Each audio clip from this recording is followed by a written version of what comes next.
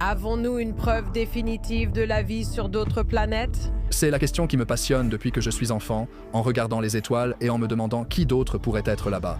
Une grande partie de mon travail pose aussi la question suivante. Qui vit là-bas? Est-ce que quelqu'un y vit? Pourrions-nous vraiment essayer de trouver de la vie? Il existe de nombreuses idées intéressantes sur la façon dont la vie aurait pu commencer. Il semble en effet que la vie soit apparue très rapidement. Mais il faut faire attention à cela car il a fallu 4 milliards d'années pour passer de cette première créature jusqu'à nous. Et si c'est typique, alors la Terre n'a plus beaucoup de temps devant elle. Et c'est terrifiant. Le docteur David Kipping est professeur d'astronomie et d'astrophysique à l'Université Columbia. Il est ici pour répondre de façon définitive à la question « Y a-t-il de la vie sur d'autres planètes? Et que pouvons-nous faire pour nous préparer ?» Je reste très ouvert d'esprit quant à la véritable réponse. Nous ignorons les motivations d'un extraterrestre. Nous semblons avoir des preuves de l'existence d'une vie microbienne ancienne sur Mars. Quand nous parlons de biosignatures, comme les roches martiennes, ou de la recherche de gaz et d'atmosphères extraterrestres, pourquoi les scientifiques se sentent-ils à l'aise de qualifier cela de science légitime? Nous sommes mal à l'aise d'évoquer les ovnis comme méthode sérieuse pour chercher des extraterrestres. Pour les astronomes, la question n'est pas de savoir si. Il y a sûrement quelqu'un là-bas, mais cela soulève la question. Pourquoi aurait-il le moindre intérêt à communiquer avec nous?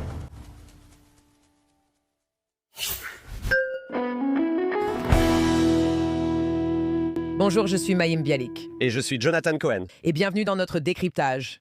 Nous sommes très honorés aujourd'hui d'accueillir littéralement la personne dont le travail consiste à rechercher la vie sur d'autres planètes.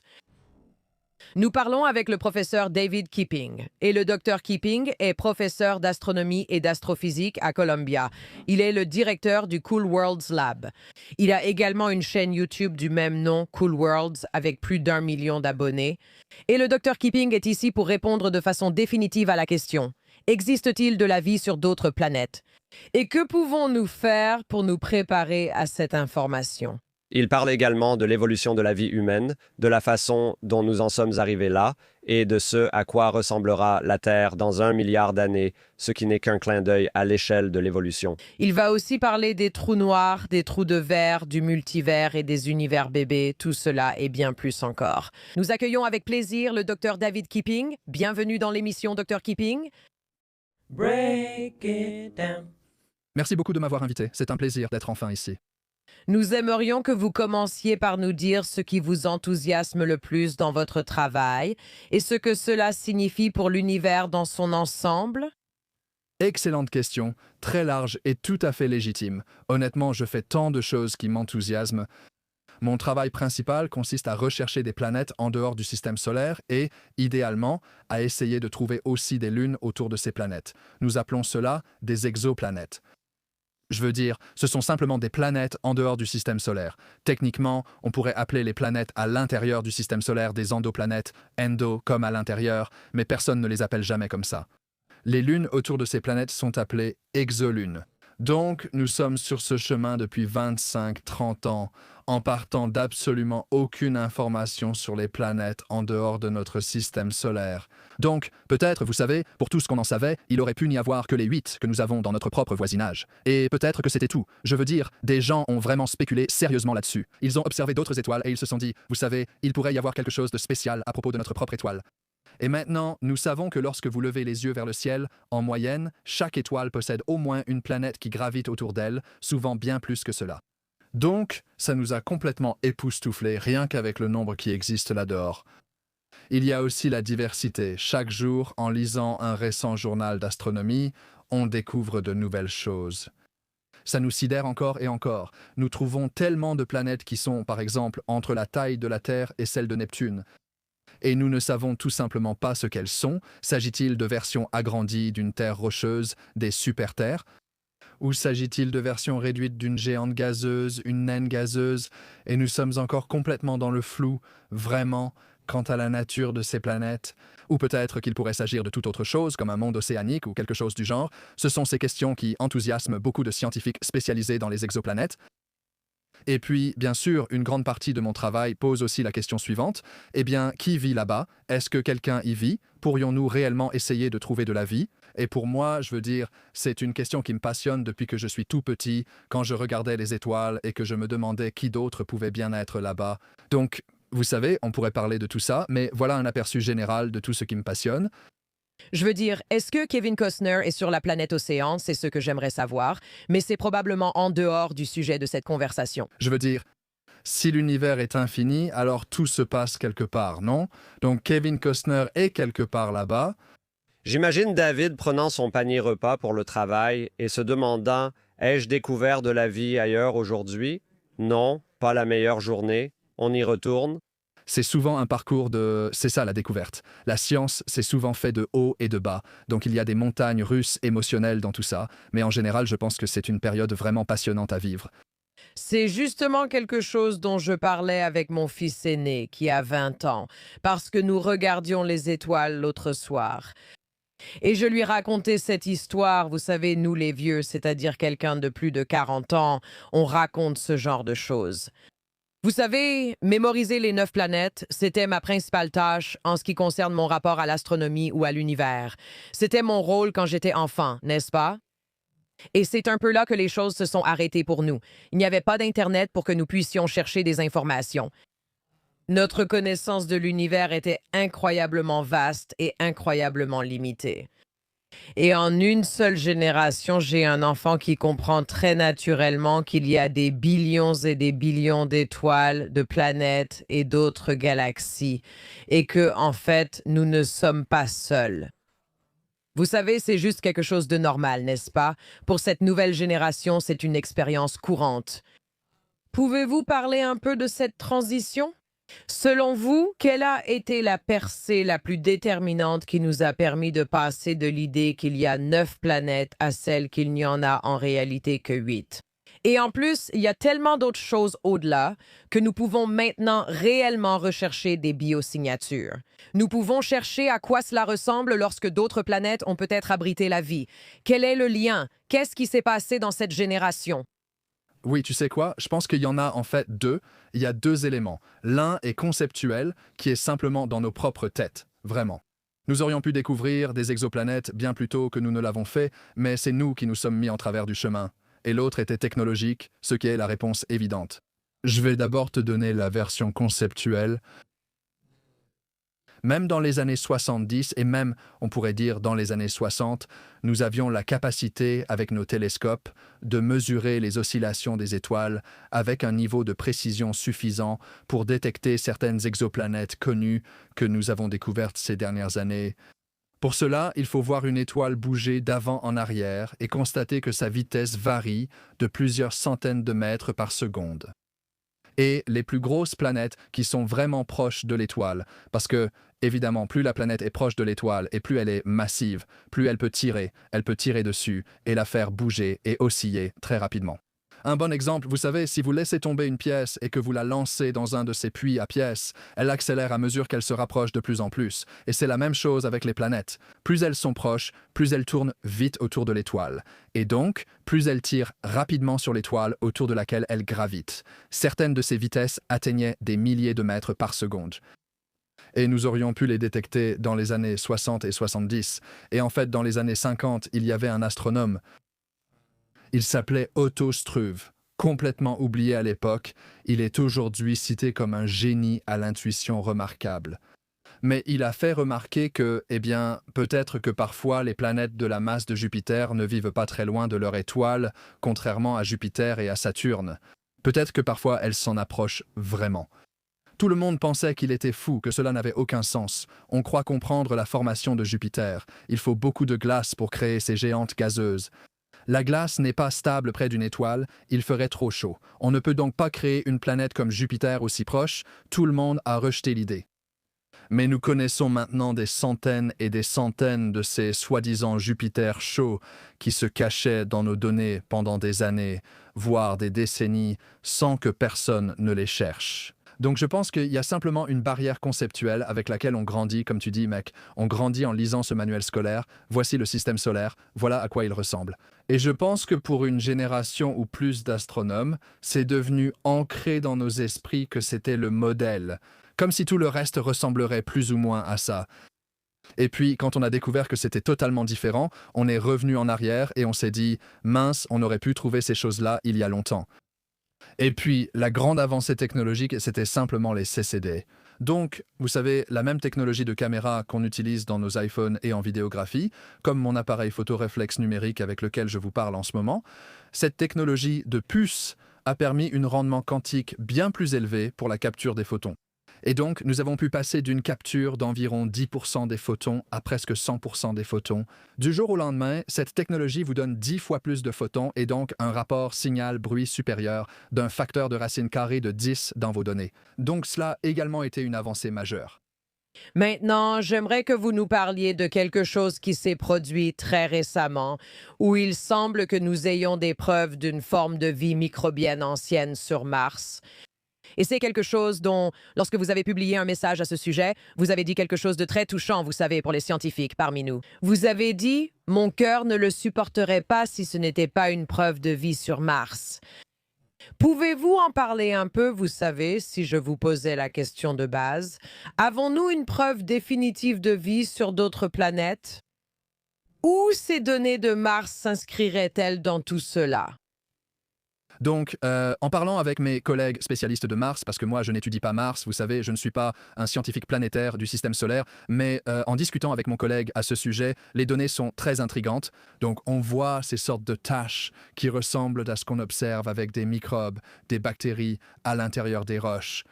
C'est alléchant, mais nous n'avons aucune preuve directe de bactéries dans ces roches, ni prélevé ou ramené d'échantillons sur Terre. Nous ne l'avons pas disséqué ni extrait son ADN, donc nous ne pouvons pas affirmer à 100% que c'est de la vie. Donc, c'est un autre exemple de biosignature, je pense qu'on peut le dire ainsi. Une très belle biosignature, mais cela reste un exemple de biosignature. Donc, cela signifie un indice indirect de la présence de vie. Mais nous avons déjà vu cela avec Mars. Il y a quelques années, on avait affirmé avoir trouvé du méthane sur Mars. Il est toujours là et c'est toujours un signal potentiel de vie très intrigant. Mais depuis, beaucoup de débats ont commencé, suggérant que cela pourrait être d'origine géologique. Peut-être qu'il existe des pièges à méthane en profondeur sous la croûte qui fuient de temps en temps. Et cela ressemble à une activité biologique saisonnière, mais en réalité, il pourrait simplement s'agir d'un phénomène géologique. Quand la croûte se réchauffe, elle libère ce gaz de façon saisonnière. On l'a aussi vu dans le cas le plus célèbre, je m'en souviens quand j'étais enfant, il faut avoir un certain âge pour s'en rappeler. Bill Clinton se tenait sur la pelouse de la Maison-Blanche et parlait de cette célèbre météorite appelée la météorite d'Allen Hills. Et elle avait ces petits fossiles en forme de verre dessus. Et tout le monde était tellement excité, on avait vraiment l'impression que c'était la preuve réelle de la vie sur une roche martienne. Mais en fait, cette roche n'a pas été collectée directement sur Mars. C'était une roche éjectée de Mars qui a ensuite voyagé jusqu'à la Terre, traversé l'atmosphère, atterri en Antarctique, et quelqu'un l'a ramassée et l'a mise sous un microscope. Et cette météorite reste toujours très fascinante, mais dans les années qui ont suivi, d'autres laboratoires ont pu montrer qu'on pouvait créer quelque chose qui ressemblait énormément à ces petites formes vermiformes sans qu'aucune biologie n'entre en jeu. En mélangeant de l'eau et les minéraux présents sur Mars, on peut parfois obtenir ce résultat. Donc c'est toujours la même histoire et ça a été un vrai crève-cœur. C'est cette histoire récurrente que nous avons vécue encore et encore, où nous voyons quelque chose qui ressemble à ce que nous voyons avec la vie sur Terre. Et puis parfois, des années passent et les scientifiques font toutes ces vérifications et découvrent qu'il existe une autre façon de produire cette signature. Cela ne prouve pas que ce n'est pas la vie, car le fait qu'on puisse le produire sans intervention du vivant n'exclut pas qu'il puisse quand même s'agir de vie, mais cela donne une explication rationnelle sans évoquer les extraterrestres. Et normalement, comme vous le savez, les scientifiques ont tendance à s'appuyer sur l'idée la plus simple, la plus basique possible, l'idée la moins sensationnelle possible.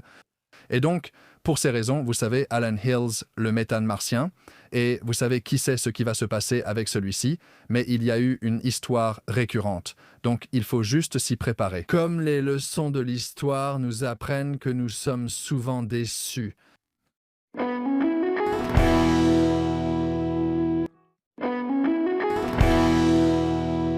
Nous avons un vif intérêt. Et comme vous l'avez dit, nous avons maintenant la capacité technologique d'explorer ces choses.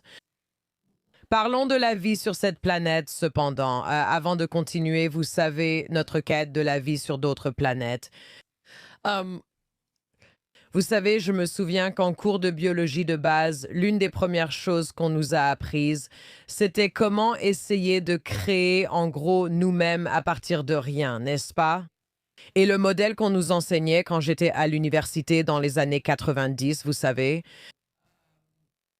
il y avait un orage improbable, inattendu, et il y avait suffisamment d'ions organiques qui flottaient dans une sorte de soupe primordiale, n'est-ce pas? C'est ce qu'on nous enseignait. Et peut-être qu'un éclair a frappé, ce qui introduit aussi, vous savez, cette notion d'hypothèse de la chance, n'est-ce pas? La foudre a frappé et maintenant, vous savez, nous sommes humains. Et il y a beaucoup d'étapes entre les deux. Pouvez-vous en parler un peu? Je veux dire, évidemment, nous avons parlé avec Robin Hansen et avec d'autres personnes de l'hypothèse de la panspermie. Qu'est-ce qu'il y a dans la création de la vie sur cette planète qui semble défier beaucoup des approches logiques que nous avons pour essayer de comprendre comment nous sommes arrivés ici? Je pense que la chose la plus difficile lorsqu'on essaie de tirer une quelconque conclusion sur la vie en général à partir de notre propre existence, c'est ce principe anthropique. Nous sommes ici uniquement parce que nous sommes ici. Il y a un biais du survivant. C'est un peu comme si on rassemblait tous les gagnants de la loterie dans une pièce et qu'on leur demandait « Alors, vous sentez-vous chanceux de rejouer à la loterie ?» Et ils diraient « Oh oui, c'est facile. C'est comme acheter un ticket et gagner à la loterie après 100 essais, alors que la plupart ne gagneront jamais, même après toute une vie à jouer. Donc il y a un énorme biais à ne prendre en compte que les gagnants. Et nous sommes des gagnants dans ce jeu de l'évolution biologique et même dans le commencement de la vie elle-même. Cette histoire de comment la vie a commencé est bien sûr un grand mystère parce que, franchement, nous n'avons pas de machine à remonter le temps et il reste très peu de vestiges de cette époque lointaine. Nous parlons d'il y a environ 4,4 milliards d'années quand les océans sont apparus sur Terre. Il subsiste très peu de roches de cette période. Et bien sûr, si nous soutenons vraiment l'idée d'une forme de vie microbienne très simple, peut-être la première à émerger, cela ne laisserait pas beaucoup de traces fossilisées pour que nous puissions les détecter. C'est pourquoi cette enquête est si difficile. Il existe de nombreuses idées sur la façon dont la vie aurait pu commencer. Je pense qu'il nous faut un autre échantillon sur cette histoire d'origine. J'ai aussi étudié cela dans mes recherches et me suis demandé si la vie semble avoir commencé si vite. Cela semble être une hypothèse raisonnable. Dès les premières centaines de millions d'années, la vie semblait déjà présente sur Terre. Et donc, il est tentant de s'appuyer là-dessus et de dire que, par conséquent, chaque fois que vous avez des conditions semblables à celles de la Terre, cela doit être facile, parce que sinon, comment cela aurait-il pu arriver si rapidement? Mais la chose dont il faut se méfier avec ça, c'est qu'il a fallu 4 milliards d'années pour passer de cette première créature, quelle qu'elle ait été, jusqu'à nous. Si cela prend généralement 4 milliards d'années, la Terre n'a finalement plus beaucoup de temps devant elle. La vie doit donc commencer vite pour arriver jusqu'à nous. Peut-être que sur la plupart des autres planètes, la vie débute, mais cela prend 2, 3 ou 4 milliards d'années, ce n'est pas un problème. Mais ces créatures n'auraient jamais le temps, du moins autour d'une étoile semblable au Soleil, d'évoluer en une créature comme nous, parce que la Terre deviendra inhabitable pour la vie complexe, probablement dans moins d'1 milliard d'années. Nous sommes déjà dans le dernier chapitre de l'histoire biologique de la Terre. Je pense que c'est un fait assez frappant dont on ne parle pas assez. C'est choquant. Nous sommes à la fin de l'histoire, pas au début de l'histoire de la Terre. Même à l'échelle des temps géologiques, c'est quelque chose de vraiment choquant à constater. Et donc cela explique peut-être pourquoi la vie a commencé tôt, c'est que c'était une nécessité pour notre existence. Et dans la plupart des endroits, cela n'arrive pas. Donc, cet effet anthropique rend très difficile pour nous d'affirmer quoi que ce soit avec certitude, sauf le fait que nous savons avec certitude que cela s'est produit. Cela nous ramène à cette question sur la vie ailleurs. Évidemment, le paradoxe de Fermi est une des manières difficiles les plus accessibles d'y réfléchir. Mais vous savez, il y a quelque chose de tellement précieux. Et aussi, vous savez, dans une culture de cette planète, n'est-ce pas, qui a, vous savez, en quelque sorte créé des organisations religieuses. Pour expliquer les choses que nous ne pouvons pas expliquer, beaucoup de gens se tournent vers quelque chose de divin, quelque chose, vous savez, faute d'un meilleur mot, d'extraterrestre, qui a dû jouer un rôle dans notre évolution. Comment l'expliquer autrement, n'est-ce pas? Et beaucoup de personnes, vous savez, d'un point de vue religieux, diront, eh bien, si vous ne pouvez pas le recréer en laboratoire, c'est parce que vous ne pouvez pas, parce qu'il fallait Dieu, n'est-ce pas? Alors, je me demande aussi, est-ce qu'il y a quelque chose de spécial chez nous?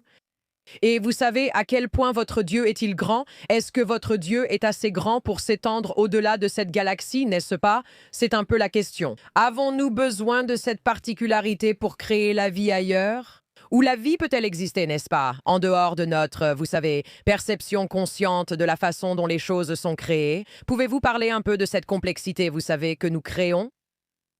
Oui, grâce à notre travail sur les exoplanètes, nous pouvons dire que beaucoup d'aspects de notre système solaire sont inhabituels. Et la question est de savoir jusqu'où cela s'étend, jusqu'où va cette quête de singularité, de caractère exceptionnel. La Terre a une grande lune, donc c'est déjà assez étrange. Aucune autre planète du système solaire parmi les 8 planètes. Si on inclut Pluton, cela change car Pluton possède aussi une grande lune.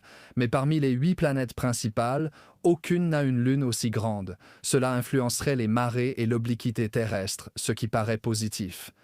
L'influence de Jupiter a souvent été évoquée comme quelque chose qui semble inhabituel. Moins de 10% des étoiles semblables au Soleil ont une planète de type Jupiter. Nous pouvons l'affirmer grâce à notre travail sur les exoplanètes. Cela signifie que le simple fait d'avoir 2 planètes de type Jupiter dans votre système est déjà quelque chose de très spécial. Avoir de belles orbites circulaires, des orbites coplanaires, c'est inhabituel. Avoir 8 planètes est plutôt inhabituel. Avoir une étoile aussi calme que la nôtre, c'est inhabituel. Des extraterrestres pourraient facilement nous trouver s'ils nous cherchaient. Notre étoile est étrangement calme. C'est justement ce qui nous empêche la plupart du temps de trouver d'autres planètes, l'activité irrégulière de l'étoile. Notre étoile ressemble à une ampoule, rendant facile notre détection par des extraterrestres. Tout cela est intéressant et questionne notre unicité. Et j'aime beaucoup ce lien que tu fais avec la religion et la théocratie parce que, tu sais, on a cette tendance en science. Et c'est une des choses dont je me plains parfois auprès de mes collègues, c'est qu'on voit des anomalies. On voit quelque chose d'étrange qui semble spécial, comme la Terre. Peut-être un astéroïde interstellaire ou une étoile au comportement étrange. Ce que l'on observe est une anomalie. Et donc, comme un buisson ardent, on injecte un miracle pour l'expliquer, c'est-à-dire les extraterrestres. On dit, vous savez, il y a cette créature qui peut tout faire. Et c'est un peu le problème avec les extraterrestres. Comme un dieu, ils peuvent expliquer n'importe quelle observation que je vous donne. Pourquoi ton réveil n'a-t-il pas sonné à l'heure ce matin? Oh, ce sont les extraterrestres qui ont fait ça. Pourquoi tu ne te sentais pas bien hier soir? À cause de l'alcool? Non, c'est à cause des extraterrestres. Tout peut s'expliquer par eux. C'est un problème pour l'hypothèse extraterrestre, car elle partage cette capacité avec un dieu. Et donc, encore et encore, nous avons parlé de Mars tout à l'heure avec ses anomalies, comme le méthane ou ses fossiles en forme de verre qui ont été détectés. Mais ce sont toutes des anomalies qui ont ensuite pu être expliquées par d'autres explications scientifiques rationnelles. Et cela a été un thème récurrent dans la recherche d'extraterrestres depuis si longtemps. Il y a eu plus d'une douzaine d'affirmations scientifiques concernant la présence d'extraterrestres. Et à chaque fois, cela a pris quelques années, mais d'autres personnes sont arrivées et ont dit « Eh, je pense que nous ne comprenons tout simplement pas assez bien l'astrophysique. » Voici une façon de le faire. Donc, c'est une faiblesse de l'hypothèse extraterrestre dont on ne parle pas assez, c'est que, tout simplement, elle est trop malléable en tant que théorie. Mais il est tout à fait rationnel de penser qu'il pourrait y avoir quelqu'un là-dehors qui fait ces choses. C'est juste que c'est presque de la paresse intellectuelle de l'invoquer, parce qu'on peut tout justifier en parlant des extraterrestres. C'est comme dire « Oh, ce sont les extraterrestres qui ont fait ça », et c'est fini, on n'a plus besoin de réfléchir. Cette idée que tout ce sur quoi la religion nous a permis de fantasmer dans notre culture, on les a un peu remplacés par les extraterrestres, par l'énergie, n'est-ce pas? Par la spiritualité, non? Comme toutes ces choses qui sont en gros, devine quoi. Si tu n'arrives pas à expliquer quelque chose, parfois ça veut juste dire qu'on a besoin de plus de science. Tu sais, je suis un peu une amatrice ici, mais je suis vraiment partagée entre, tu sais, être chaque jour effrayé par le fait que nous sommes des êtres conscients. Je fais partie de ceux qui, dans la journée, ont ces moments de « Oh là là, j'existe, qu'est-ce qui se passe? » Et tu sais, j'ai transformé un enfant en adulte. Genre, comment ça s'est passé? Comment est-ce que je suis là? Donc, je passe beaucoup de temps dans cet état d'esprit. Mais quand tu élargis la question et que tu te demandes, genre, comment se fait-il que nous soyons là? Et on est sur un caillou qui file à toute allure, maintenu en orbite à cause de cette lune. Quoi? Donc, quand tu prends ça en compte, pour moi, c'est suffisant. Je me suis arrêtée dans les années 90, c'était largement assez. Mais maintenant, on vit à nouveau dans un monde où on peut se demander pourquoi serions-nous les seuls? Qu'est-ce qui nous ferait croire que nous serions les seuls êtres intelligents dans cet univers? Ou pourquoi devrais-je supposer que la vie est basée sur le carbone? C'est le cas ici, mais tout l'intérêt de quelque chose d'insondable, c'est justement que c'est insondable. Donc, je vous demande un peu moins en tant que spécialiste en astrophysique ou en astronomie, mais plutôt en tant qu'être humain. Qu'est-ce que vous imaginez? Qu'est-ce que vous imaginez vraiment qu'il se passe en dehors de cette galaxie? Eh bien, je ne sais pas, je veux dire, j'ai des idées sur ce que j'aimerais voir être vrai. Je pense qu'on a tous en quelque sorte ces faits ou des faits auxquels on croit, parce que ça aussi, c'est toujours discutable, ce que vous considérez comme un fait, mais on a cet ensemble de faits, et puis à partir de cet ensemble de faits, on essaie de construire des idées qui s'accordent avec toutes les informations dont on dispose. Donc, quand je regarde les informations dont je dispose, c'est que, d'accord, ça fait maintenant 70 ans qu'on cherche des extraterrestres à l'aide d'ondes radio et on n'a rien détecté. Mais ce n'est pas grave parce qu'ils n'utilisent peut-être pas la radio. Peut-être que, vous savez, c'est une technologie dépassée pour eux. Qui sait? Donc, on peut peut-être simplement exclure cette idée très étroite. Il n'y a probablement pas beaucoup d'extraterrestres là-dehors qui crient dans le noir avec des ondes radio. Sinon, nous aurions probablement déjà détecté quelque chose. Il n'écoute pas Elvis Costello en se demandant pourquoi suis-je en vie? Pourquoi personne ne m'entend? Ma vie est tellement misérable. D'accord. Je pense que, de façon plus générale, il n'y a pas d'extraterrestre évident. Et il n'y a pas d'étoile qui clignote en donnant la suite des nombres premiers ou quelque chose comme ça. Il n'y a pas d'impulsion laser qui nous frappe chaque seconde, n'est-ce pas? Des extraterrestres très très brillants et évidents ne sont pas là dehors. Aucune étoile n'a de méga structures d'ingénierie visibles autour d'elle. Nous ne voyons pas une sorte d'immense usine de fabrication au centre de notre galaxie, ce dont Carl Sagan a spéculé à propos de Sagittarius A, le trou noir supermassif, le trou noir supermassif. Nous avons eu de nombreuses idées sur des choses grandes et évidentes, mais nous n'en voyons aucune. Et donc, c'est étrange que tout ce que nous savons de l'univers, d'un point de vue astronomique, soit totalement cohérent avec l'idée que nous soyons seuls, ce qui est terrifiant. Il n'y a absolument aucun signe de quoi que ce soit, où que ce soit, autant que nous puissions en juger, ce qui est troublant. Ça pousse presque à croire en Dieu. Ça te pousse presque à croire en Dieu. Tu pourrais clairement t'appuyer là-dessus, ou tu pourrais dire « Ce qu'ils font n'est tout simplement pas encore détectable. On y arrivera. » Il se pourrait qu'il y ait plein de mondes remplis de microbes, par exemple. Et cela pourrait aussi correspondre à la vision de ta religion. Tu pourrais dire qu'il y a de la vie microbienne partout, bien sûr, mais l'idée que quelque chose devienne aussi avancé que nous est peut-être très rare. Et je pense qu'on peut avancer un argument scientifique très solide pour dire qu'on devrait s'attendre à ce que quelque chose comme nous soit assez rare. Il y a tellement de hasards étranges dans l'évolution qui ont mené à notre existence qu'il suffirait d'en retirer un, comme au jeu Caplank, et on se retrouverait simplement avec quelque chose de très simple à nouveau. Donc, il est facile de défendre cette idée, mais en cosmologie, du moins, nous pensons que l'univers n'a pas vraiment de fin. Il continue encore et encore, indéfiniment. Et donc, comme Kevin Costner dans Waterworld, il sera là-bas et il y aura quelqu'un, y compris essentiellement nous, à nouveau là-bas. Pour les astronomes, la question n'est pas de savoir s'il y a quelqu'un. Généralement, nous pensons que oui, mais peut-être qu'en pratique, nous sommes seuls. Peut-être que nous sommes seuls dans notre galaxie. Peut-être qu'il n'y a personne d'autre en ce moment, mais dans le passé, il y avait quelqu'un d'autre et ils ont disparu, ou dans le futur, ils apparaîtront.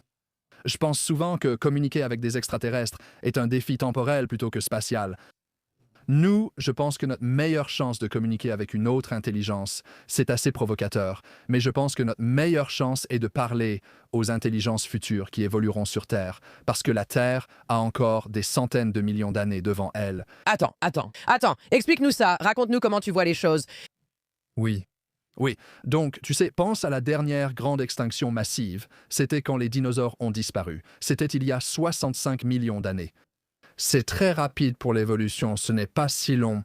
Donc on est passé des rongeurs, tu sais, de ces mammifères très simples qui ont évolué jusqu'à nous en dizaines de millions d'années, ce qui n'est pas si long à l'échelle astronomique ou géologique.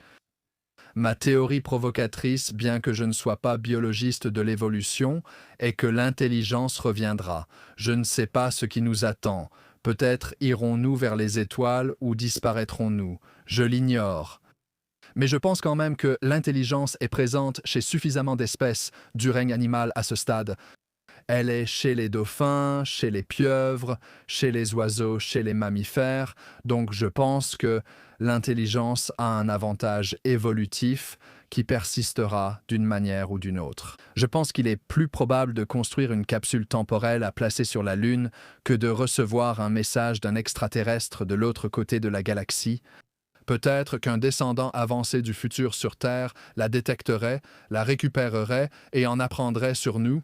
Je parie que c'est une façon plus probable pour nous d'avoir une communication à sens unique avec une espèce extraterrestre, même si elle reste issue de la Terre.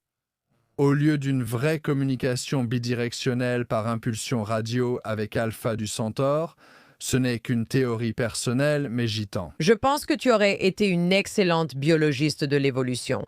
J'adore cette discussion. En fait, je n'ai jamais utilisé l'IA et j'en suis toujours fière. Mais si je devais créer une image ou demander à l'IA de m'aider, je voudrais qu'elle me montre une image d'un dauphin, d'une pieuvre, tu sais, dans une capsule temporelle que je placerais sur une autre planète. C'est ce genre de visuel que je veux. Je veux toutes ces créatures ensemble. L'IA peut le faire. L'IA peut le faire, mais je n'essaierai pas. L'autre chose que j'espérais que tu pourrais peut-être nous aider à comprendre, parce que je pense que c'est utile pour ce qui pourrait se préparer. Mais, tu sais, nous avons parlé à Adam Frank, nous avons parlé à, tu sais, toutes ces personnes qui nous ont aidés à envisager ce qui aurait pu être. Et bien sûr, des personnes comme Ruben Hanson, parfois plus excentriques.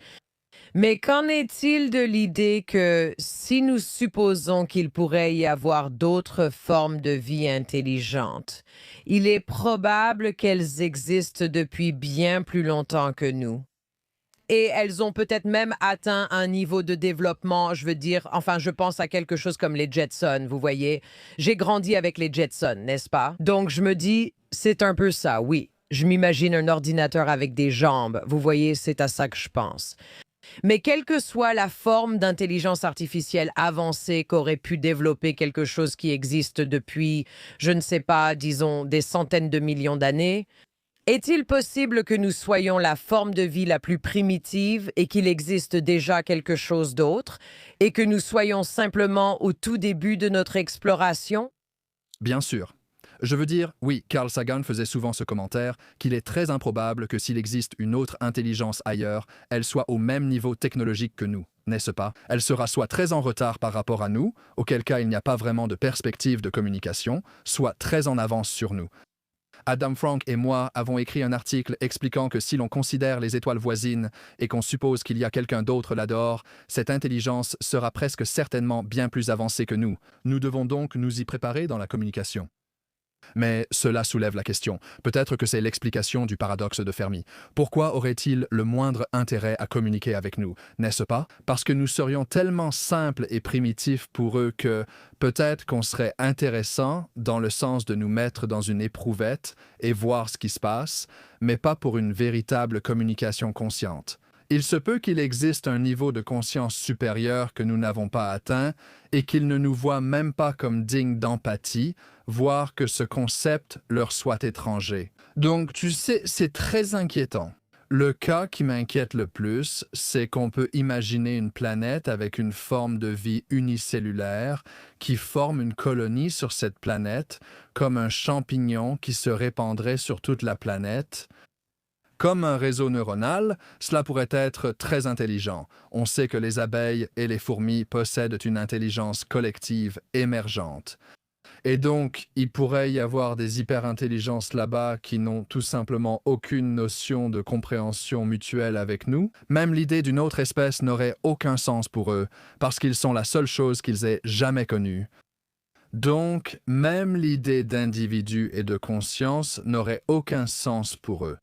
Et donc, il pourrait y avoir beaucoup d'extraterrestres là-dehors, mais ils sont tellement différents que ce rêve de science-fiction où l'on se serre la main et où l'on discute ensemble autour d'une table, tout ça, c'est des bêtises. Il n'y a aucune chance que ça arrive. Ils ne sont pas humanoïdes, Ils ne sont probablement même pas faits de la même matière que nous, comme tu le dis. Donc, je pense qu'on doit revoir nos attentes sur ce à quoi cela pourrait vraiment ressembler. Et ça m'inquiète parce que, dans ce cas, quelles sont vraiment les chances de réaliser ce fantasme que nous avons tous au fond de nous, celui d'apprendre d'une autre espèce? On pourrait aussi parler des hommes et des femmes qui essaient de communiquer de façon raisonnable. C'est exactement ce dont je parlais. Non, mais il y a 60 ans, on disait sûrement, tu vas essayer de communiquer avec les femmes, mais ça n'arrivera pas. Elles sont faites d'autres choses. Mais non, mais je me demandais justement, tu vois, quelles sont ces différences et jusqu'où peut-on les amplifier? Beaucoup de gens parlent de l'ère de la divulgation, et pas seulement du documentaire, mais de l'époque que nous traversons. Et tu sais, quand j'étais enfant, quand nous étions tous enfants, il y avait toujours une seule personne qui était mise en avant, disons, dans le National Enquirer. Ou peut-être qu'il passait, tu sais, au journal du soir dans une émission spéciale. Et ils affirmaient avoir eu un contact ou des informations ou des preuves. Et tu sais, ces choses étaient assez sporadiques. Et je dirais que sur les dernières décennies, ou le nombre de décennies que tu veux, et aussi avec la prolifération de l'information et la capacité de la diffuser, on a eu une énorme explosion du nombre de personnes. Ils parlent non seulement d'expériences, d'enlèvement, tu sais, de preuves, de toutes ces choses. On a énormément mis l'accent sur ce que le gouvernement sait, ce que le gouvernement ne sait pas. Tu sais, en ce qui me concerne, j'ai arrêté d'être alarmée quand j'entends que la CIA ou le FBI a enquêté sur quelque chose. Apparemment, ils enquêtent sur tout, comme le 7-Eleven du coin et aussi, tu sais, les biosignatures. Donc ce n'est pas tellement comme si, oh, le gouvernement avait un département. Mais ce que nous apprenons, c'est qu'il existe des réseaux plus vastes, faits à la fois de conspiration et de vérité sur des choses que notre gouvernement a financées et soutenues avec l'argent des contribuables. Tu sais, nous avons parlé à toutes sortes de personnes que tu peux imaginer qui parlent de ça. Quelle est ta compréhension des éléments de l'ère de la divulgation dans laquelle nous sommes? Que se passe-t-il réellement? Que pourrait-il se passer? De quoi devrions-nous nous inquiéter? Et comment cela affecte-t-il la science elle-même? Oui, je veux dire, on me pose cette question tout le temps. Et ce à quoi je réfléchis beaucoup avec cette ère croissante d'histoire d'OVNI et l'âge de la divulgation, c'est comment nous, en tant que scientifiques, pouvons analyser cela. Et je pense que pendant longtemps, le public a été frustré par les scientifiques parce que nous esquivions un peu la question. On dit alors que c'est absurde, ridicule, je n'en parlerai même pas. Ce n'est pas la bonne approche. Je pense aussi que de nombreux scientifiques ressentent instinctivement que quelque chose ne va pas à ce sujet. En tant qu'astronome, il est rare de trouver des gens qui observent le ciel plus que les astronomes professionnels. Pourtant, très peu d'entre nous semblent le remarquer par rapport au grand public. Alors pourquoi est-ce que des professionnels formés voient les ovnis moins souvent que des membres du public qui ne sont pas entraînés à observer les choses? Cela peut déjà éveiller des signaux d'alerte et inciter à s'interroger sur la situation. Mais je ne veux pas l'écarter. Je pense que, vous savez, quand vous voyez ces vidéos et que vous voyez les vidéos du Pentagone et que vous entendez ces rapports des opérateurs radars et des pilotes, vous savez, ce sont aussi des personnes très bien formées, n'est-ce pas? Et donc ils voient des choses dans l'espace aérien américain ou juste au large des côtes américaines. Il est clair qu'il se passe quelque chose, et c'est tout à fait raisonnable. Et je soutiens le fait que le gouvernement essaie de comprendre ce que c'est parce qu'au minimum, cela représente une menace potentielle pour la défense des États-Unis, n'est-ce pas? Si des véhicules traversent notre espace aérien sans que nous le sachions, il faudrait déterminer de quoi il s'agit, drones ou vaisseaux extraterrestres, nous devrions le savoir. Nous voulons donc poursuivre cette enquête. Je ne ferai pas partie de ces scientifiques qui diraient « c'est ridicule, fermons ce dossier et oublions-le ». Mais j'ai aussi essayé de me poser la question. Pourquoi, lorsque nous parlons de biosignatures comme les roches martiennes ou la recherche de gaz dans des atmosphères extraterrestres, n'est-ce pas? Nous faisons cela avec les exoplanètes. Nous cherchons aussi des gaz indicateurs de vie. Pourquoi les scientifiques se sentent-ils à l'aise d'appeler cela de la science légitime? Nous sommes mal à l'aise de considérer les ovnis comme un moyen légitime de chercher des extraterrestres. Passer l'atmosphère terrestre ne rend rien moins scientifique. Cela n'a pas de sens. Il n'y a pas de frontières comme ça. Et pour moi, j'y ai beaucoup réfléchi. Je pense qu'il y a une explication un peu technique, mais je crois que cela se résume à savoir à quelle fréquence on a tort et à quelle fréquence on a raison. ce que, en science, nous appellerions le taux de vrai positif et le taux de faux positif. Et dans toute expérience, il faut connaître ces deux chiffres. Pour rechercher la vie dans les atmosphères d'exoplanètes par diverses méthodes, il faut connaître la probabilité de succès de chaque méthode si toutes ces planètes étaient habitées. Est-ce 50%, 5% ou juste 1%? C'est ce qu'on appelle le taux de vrai positif. À quelle fréquence aurez-vous raison si la vie existe? Vous devez aussi savoir à quelle fréquence vous vous tromperez. Par exemple, si aucune planète n'abrite la vie, à quelle fréquence affirmeriez-vous à tort en avoir trouvé? Vous devez connaître ces deux chiffres. Et je pense que le problème avec ces rapports, du moins d'après ce que j'ai vu, c'est qu'il n'y a aucun moyen, à ma connaissance, de mesurer ces deux chiffres et donc même d'intégrer les ovnis dans le cadre de la science. Je ne sais même pas si c'est compatible avec la science sans ces deux chiffres. Parce qu'il faudrait savoir, par exemple, avec les pilotes, placer des pilotes dans un espace aérien où l'on sait avec certitude qu'il n'y a pas d'extraterrestres et demander à quelle fréquence ils affirment à tort avoir vu des extraterrestres. Et on ne peut tout simplement pas faire ça. Ce n'est pas possible. On pourrait les mettre dans un simulateur ou quelque chose comme ça, mais même cela ne serait pas réaliste comparé au fait de piloter réellement l'appareil dans une atmosphère bien réelle.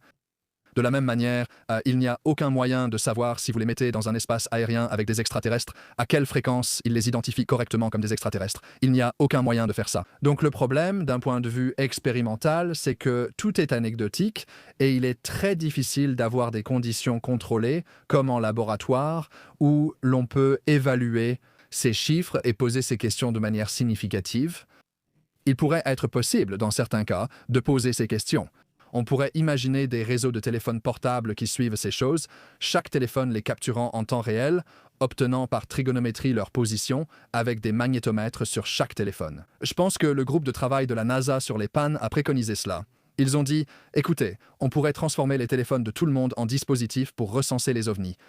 Certaines applications sont déjà sur l'App Store et peuvent être utilisées pour cela, mais il faut ce niveau de précision et de nombreuses données de sources indépendantes. Et ensuite, vous seriez capable de mesurer certains de ces taux dans des conditions plus contrôlées. Mais pour l'instant, avec seulement ce genre d'anecdotes isolées, je ne sais tout simplement pas quoi en penser. Eh bien, il y a deux aspects à cela, n'est-ce pas? D'un côté, il y a les preuves scientifiques. Et puis, comment donner du sens à ces groupes de professionnels qui semblent tous crédibles à leur manière, comme si c'était une grande conspiration, qu'ils avaient tous vécu ces expériences incroyables et qu'ils faisaient tout ça juste pour faire la tournée des podcasts.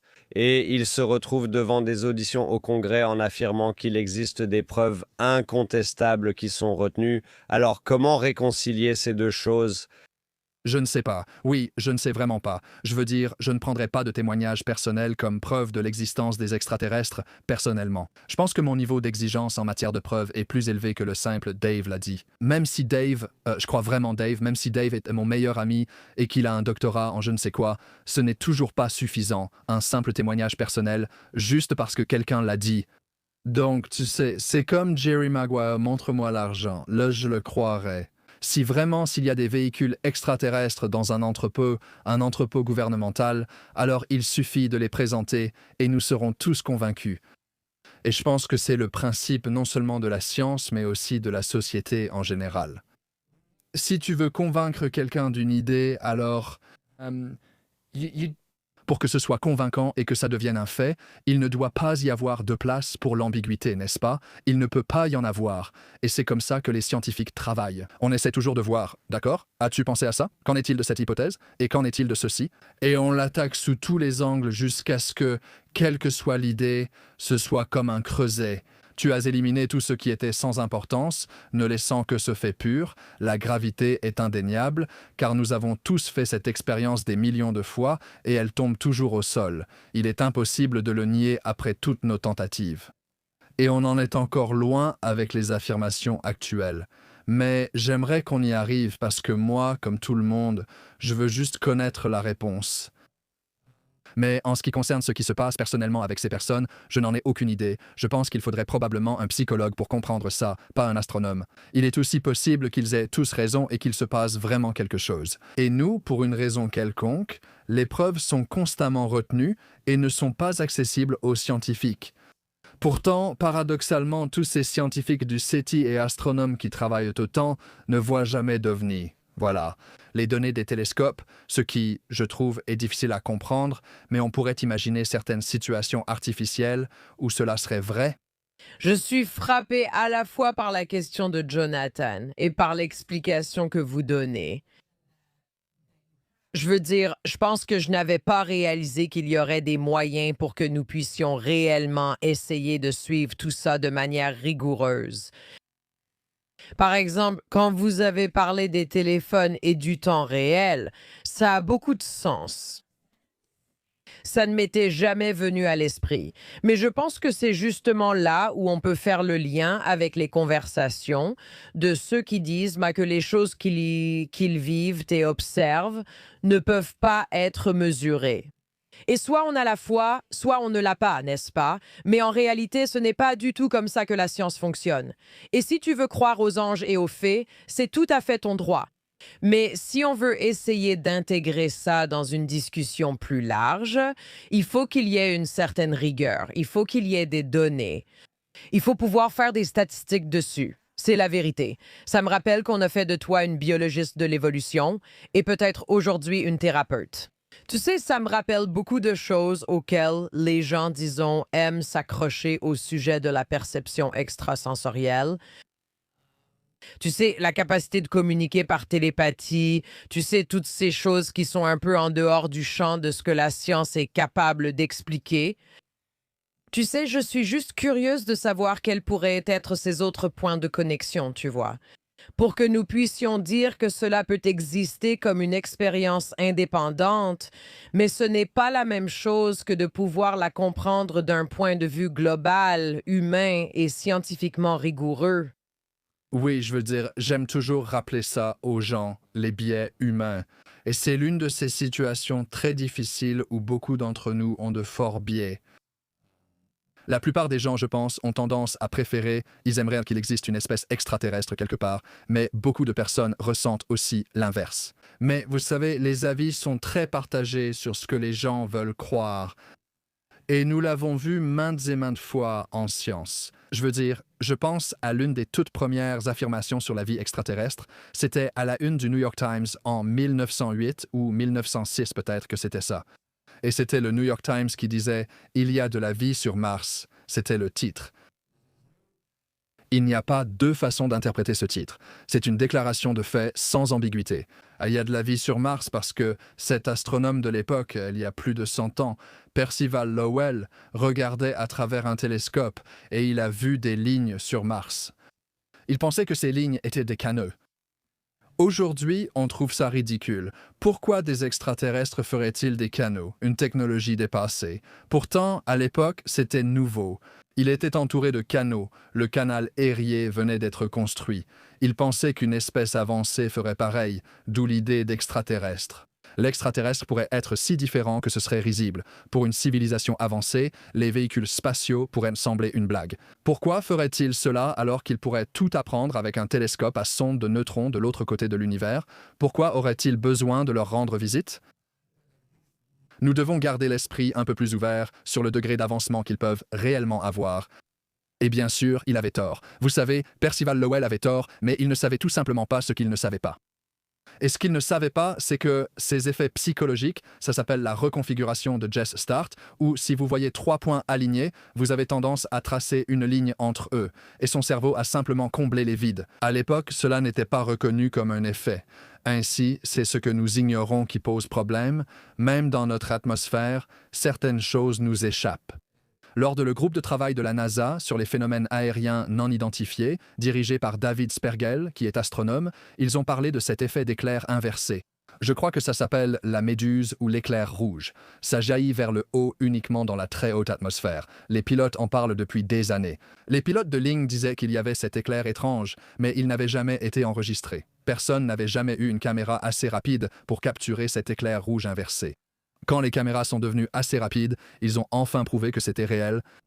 Personne n'y croyait jusqu'à ce qu'on l'enregistre. Et donc, c'est à la fois un cas où peut-être que les extraterrestres existent, parce que nous n'avons pas encore la qualité de caméra nécessaire, mais c'est aussi le signe qu'il existe dans notre propre atmosphère des phénomènes naturels que nous sommes encore en train d'apprendre à connaître et que nous ne comprenons pas.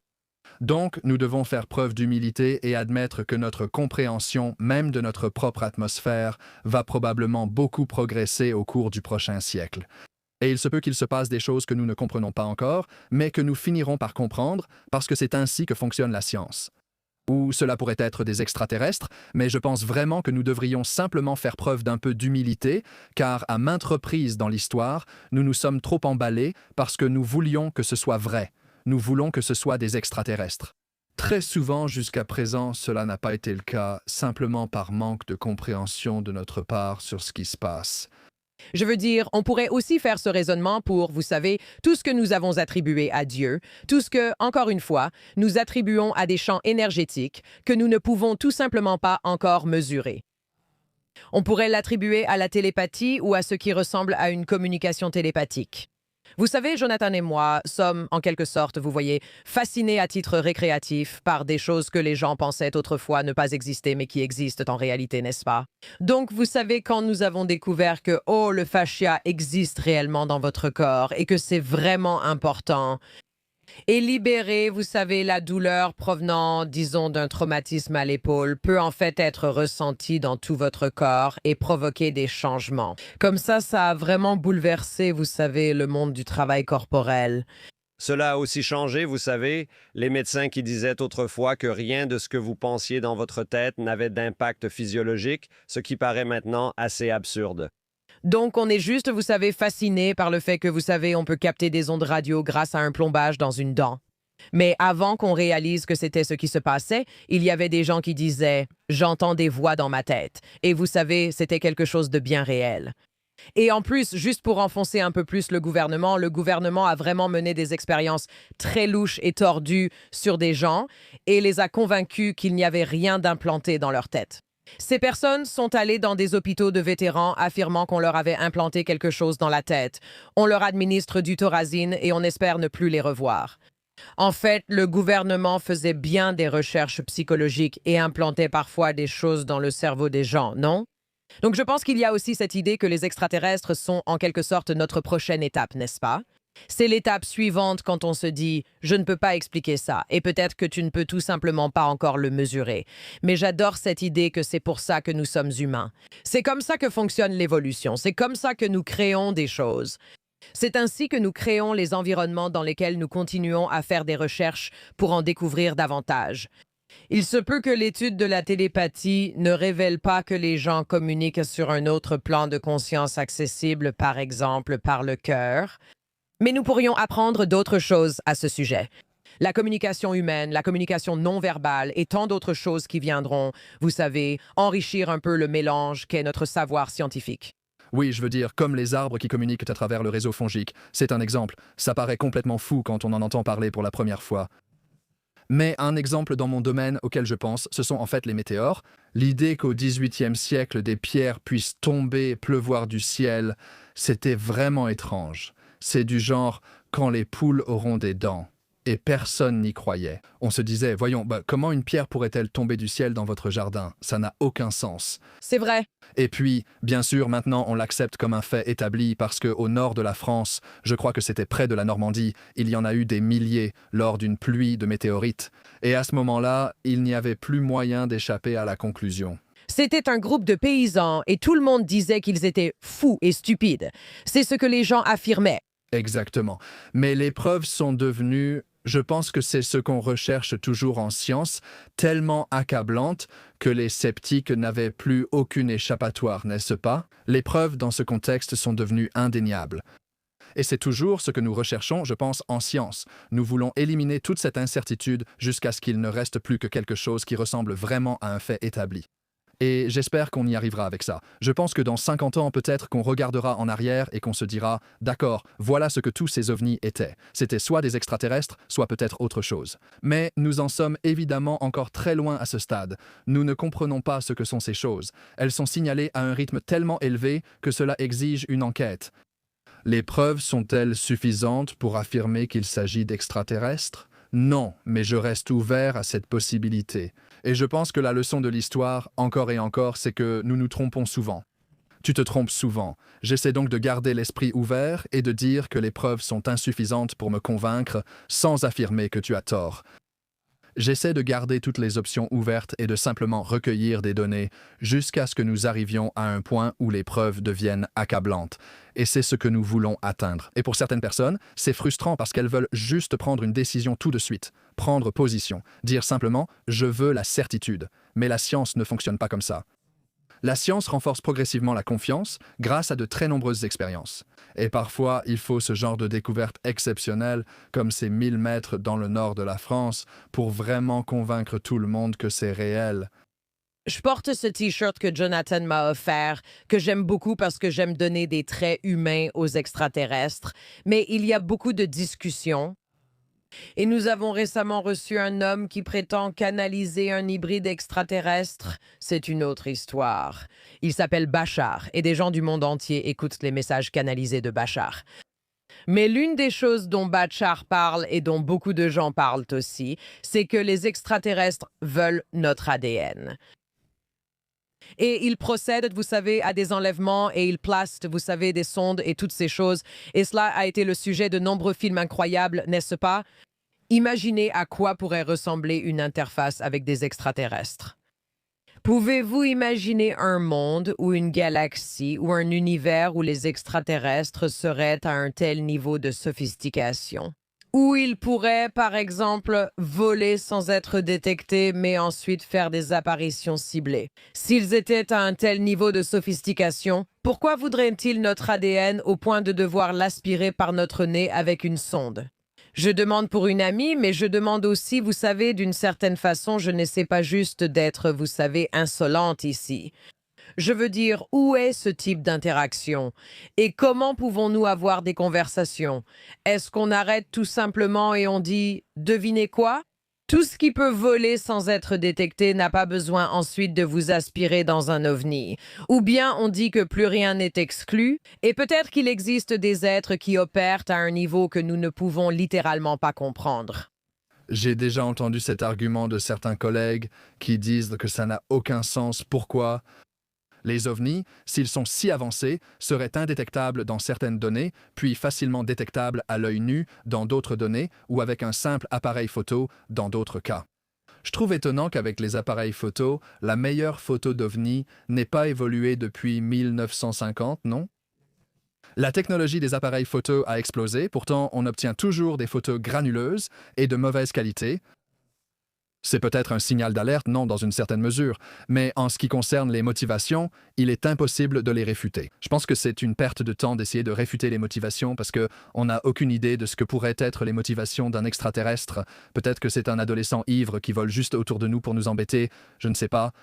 Quoi que tu dises à quelqu'un qui croit vraiment à ça, il n'acceptera pas ça comme un contre-argument. Je pense que quand j'entends ces histoires, et je ne veux pas, je ne dirai jamais à quelqu'un « tu as tort, ça ne s'est pas passé comme ça, parce que je ne sais pas, je n'étais pas là ». Il doit bien y avoir un minimum de personnes qui s'inventent ça ou sont en plein rêve éveillé ou quelque chose comme ça. Ce serait étrange si ce n'était pas le cas, parce que nous avons une imagination tellement vive. On s'attendrait à ce qu'une partie du temps, ce soit vrai. Et Jill Tartar, souvent mentionnée, a inspiré le film Contact. Et Carl Sagan a écrit le livre Contact en pensant à elle. Elle est un peu considérée comme la mère du SETI, la recherche d'intelligence extraterrestre. Elle a cette belle citation où elle dit que, vous savez, quand nous cherchons des extraterrestres, c'est comme un miroir cosmique. Et ce que nous cherchons vraiment, c'est un reflet de nos propres peurs, de nos propres rêves et aspirations. Et donc, quand nous cherchons une planète que nous pensons être en train de subir une guerre nucléaire, c'est le reflet de notre propre peur de la guerre nucléaire. Et quand nous cherchons une planète qui a, vous savez, des panneaux solaires couvrant toute la planète, c'est le reflet de notre propre rêve d'atteindre ce genre d'utopie écologique. Et vous savez, peut-être qu'avec certaines de ces histoires d'expériences médicales ou autres, ce sont encore une fois des reflets de nos propres peurs internes qui se manifestent simplement de différentes manières. Et je pense vraiment que c'est très vrai. tout ce que nous pensons des extraterrestres vient en grande partie de nous-mêmes. C'est une manifestation de nos propres aspirations et rêves. Et donc, je pense qu'il y a beaucoup plus de nous dans ces histoires qu'il n'y a d'extraterrestres dans ces histoires. Je veux dire, toutes nos histoires ont cet aspect, que ce soit des capacités extrasensorielles, Dieu ou aussi des extraterrestres. On cherche tous notre place et à comprendre comment on s'intègre et comment fonctionne le monde autour de nous. Ce que je vais dire, je ne pense pas que ça contredise cela, mais dans le même ordre d'idées, ça met plus en lumière et suscite plus d'intérêt pour les choses que nous pensions autrefois ridicules. Et récemment, le syndrome de la Havane est revenu sur le devant de la scène comme l'un des sujets qui ont été rejetés à maintes reprises, où ces personnes souffrent de problèmes médicaux très graves, de maux de tête, de nausées, des troubles de la vue. Et cela a été totalement rejeté, comme s'ils étaient complètement fous. Et maintenant, l'émission 60 minutes, après 9 ans de recherche, diffuse des épisodes sur le fait qu'il existe des armes folles, jusque-là inconnues, capables d'émettre des ondes qui affectent les gens d'une manière que nous n'aurions jamais pu imaginer. Donc je pense que les gens entendent ça et se mettent à réfléchir. En y pensant, ils se demandent « Qu'est-ce qu'on peut vraiment ?» Extrapoler à partir de ça? Ouais. Ouais, exactement. Et encore une fois, je suis d'accord avec toi sur le fait qu'il nous faut des preuves, mais parfois, en l'absence de suffisamment de preuves, les gens essaient d'assembler les morceaux et se demandent « Qu'est-ce qu'on n'a pas encore compris ?» Ouais, je veux dire, je lisais récemment une histoire qui m'a rappelé ça. C'est l'alchimie et Isaac Newton avec l'or. Donc, tu sais, à l'époque, les gens étaient convaincus qu'on pouvait probablement transformer des métaux de base en or, surtout le plomb, qu'on pensait pouvoir transformer en or. Et ça nous paraît étrange aujourd'hui, mais tu sais, à l'époque, on pensait que si c'était vrai, ce serait génial et on pourrait devenir riche. Et on voulait vraiment que ce soit vrai. Et donc, tu sais, c'est un biais assez important. Et je trouve toujours incroyable qu'Isaac Newton, on a su cela qu'au XXe siècle en retrouvant ses écrits, ait passé autant de temps à inventer le calcul et la physique qu'à essayer de transformer le plomb en or. Et avec le recul, ça paraît étrange qu'il ait fait ça. Mais vous savez, il était motivé non seulement par ce rêve de ce qu'il voulait voir devenir réalité, mais aussi par toutes ces histoires de l'époque, n'est-ce pas, que cela pouvait être possible. Il y avait ces gens, principalement des charlatans, qui disaient au roi « Je peux transformer le plomb en or ». Donc, je pense que la leçon n'est pas de rejeter complètement l'affaire du syndrome de la Havane, mais simplement que nous nous trompons souvent. Je pense que c'est ça la leçon. Nous entendons souvent ces rumeurs. Et quand ces rumeurs sortent au début, il est très difficile de dire si elles vont s'avérer vraies ou non. C'est pourquoi j'essaie de garder l'esprit très ouvert sur la question des ovnis et sur ce que pourrait être la vraie réponse. Mais je ne pense pas que la leçon à retenir soit que ces rumeurs finissent souvent par être vraies. Je pense que, puisqu'on l'a vu souvent, cela va aussi dans le sens opposé. Il y a beaucoup de cas où cela s'avère vrai, mais il y a aussi beaucoup de cas où c'était complètement bidon et on oublie ces cas-là. Et on a beaucoup ce problème dans les revues médicales et la science de la nutrition, où on entend parler des cas positifs. « Oh, manger des tomates, vous savez, augmente votre libido de 10% ou quelque chose comme ça. » Mais on n'entend jamais parler des résultats négatifs, où ils ont fait cette expérience 10 fois, ça n'a rien changé, mais ils n'ont pas pu publier ces résultats parce que personne ne voulait publier ce stupide résultat nul. Et donc, on ne met souvent pas autant l'accent qu'on le devrait sur toutes les fois où nous avions tort. Et quand on met tout ça ensemble, on obtient une image équilibrée qui montre qu'on fait souvent des erreurs et qu'on se trompe souvent. Et c'est ainsi que fonctionne la science. Eh bien, je pense aussi que, vous savez, l'une des choses qui, vous savez, agace beaucoup les personnes pointilleuses comme moi, c'est que, oui, c'est important et incroyable que nous puissions diffuser des informations. Et les gens peuvent se renseigner sur leur santé et apprendre des choses sur le monde d'une manière qui n'était pas possible auparavant. Mais beaucoup de gens ne savent pas vraiment quoi chercher ou comment lire les données. Et vous savez, je pense que nous avons tous appris par petits bouts comment, par exemple, les entreprises pharmaceutiques peuvent publier sélectivement les données qui soutiennent la diffusion massive de médicaments. En réalité, cela ne fait peut-être pas ce qu'ils prétendent, n'est-ce pas? C'est stupéfiant et ça me fait perdre foi en l'humanité. Mais ça, c'est pour un autre épisode. Mais je pense que c'est l'une de ces choses où, quand on a, vous savez, aussi un climat politique où on nous dit de ne pas faire confiance Ça développe en quelque sorte cette idée que mon expérience personnelle vaut pour tout le monde. Et ce que je pense quand je lis un article est vrai au lieu de regarder les données.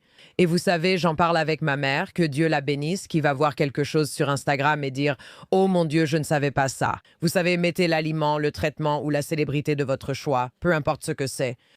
Et je pense que c'est quelque chose qui, vous savez, pour les personnes qui ont été formées dans la tour d'ivoire du monde universitaire, il y a un ensemble de normes différents, n'est-ce pas? Et cela ne se traduit pas forcément bien dans les médias grand public. Oui, c'est sûr. J'aimerais que tu nous emmènes dans un trou noir, parce qu'une des autres choses dont nous voulions te parler, c'était des trous noirs. Tu sais, une explication simple de pourquoi les trous noirs posent problème? Peux-tu expliquer à quelqu'un qui dit « j'en ai vraiment envie » ? Nous avons déjà eu Yann, Jana Levine, tu sais, littéralement la spécialiste des trous noirs, tu vois. Mais je me demande si tu peux essayer de nous expliquer ça avec des mots simples. Parce que je pense que beaucoup de gens veulent comprendre cela et ils veulent comprendre le conflit qui se produit quand on imagine un trou noir. Et cela ouvre évidemment la possibilité de discussion sur les trous de verre. Mais si tu peux parler un peu de la conservation de l'énergie, tu sais, de la conservation de la masse et des choses comme ça, aide-nous à comprendre ce que nous devrions savoir sur les trous noirs, pourquoi ils devraient nous émerveiller et nous déconcerter, et aussi quelles sont quelques explications possibles aux paradoxes qu'ils présentent. Oui, donc je pense que le plus grand paradoxe auquel tu fais allusion ici, c'est ce qu'on appelle le paradoxe de l'information des trous noirs. Tu sais pas, les trous noirs sont tout simplement incroyables. C'est vraiment fou de penser qu'ils existent réellement. Parfois, il faut juste prendre du recul et se dire que ce n'est pas juste une idée. On sait qu'ils existent vraiment, et c'est terrifiant de savoir qu'il existe des choses dont rien ne peut s'échapper. Je trouve que c'est une idée tellement étrange.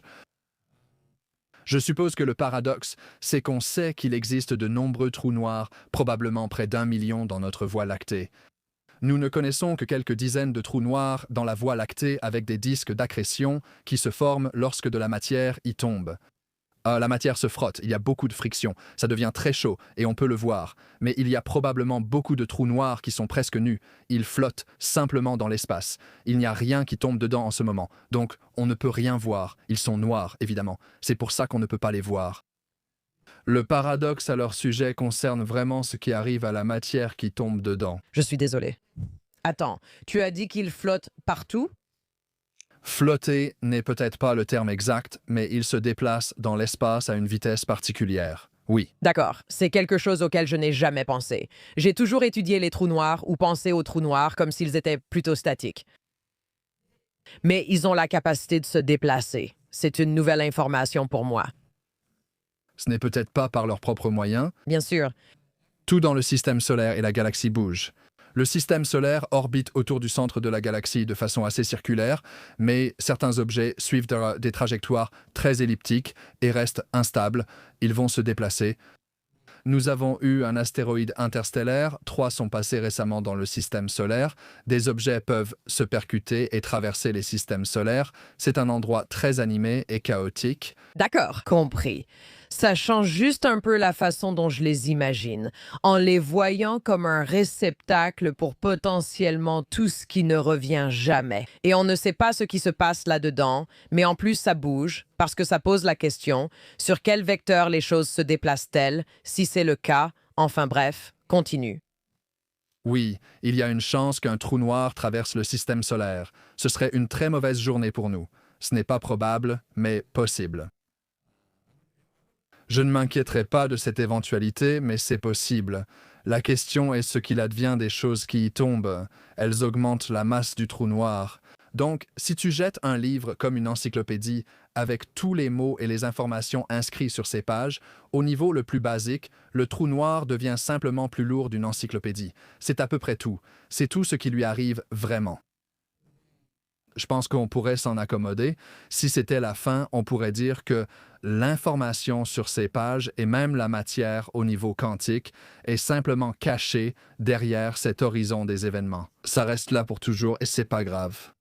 Mais le problème que les trous noirs ont introduit vient vraiment de Stephen Hawking, qui a suggéré qu'ils perdent de la masse avec le temps. Ils s'évaporent. Et maintenant, nous n'avons pas de preuves directes qu'ils font cela, mais il est largement admis que cela doit être vrai pour que cela ait du sens avec la théorie quantique. On peut en fait observer ce phénomène avec des versions acoustiques des trous noirs. On peut donc créer des sortes de versions sonores des trous noirs en laboratoire. Et elles produisent également ce qu'on appelle le rayonnement de Hawking, qui fait qu'elles s'évaporent avec le temps.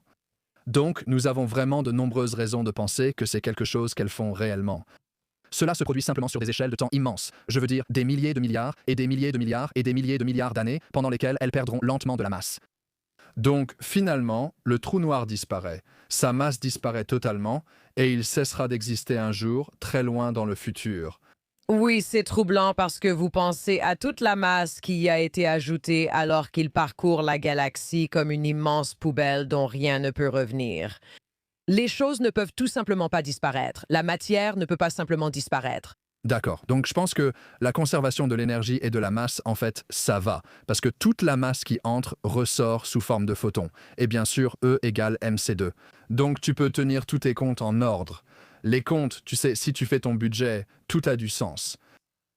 Le problème, en fait, c'est l'information, pas forcément la masse. Il y avait cette information complexe, cette entropie encodée dans ce livre, et vraisemblablement, cela atteint la singularité. Si vous calculez combien de temps il faut pour que les choses atteignent la singularité, ce n'est pas si long. Cela dépend du trou noir, mais cela peut aller de quelques secondes à quelques heures. Donc, cette matière atteindra la singularité.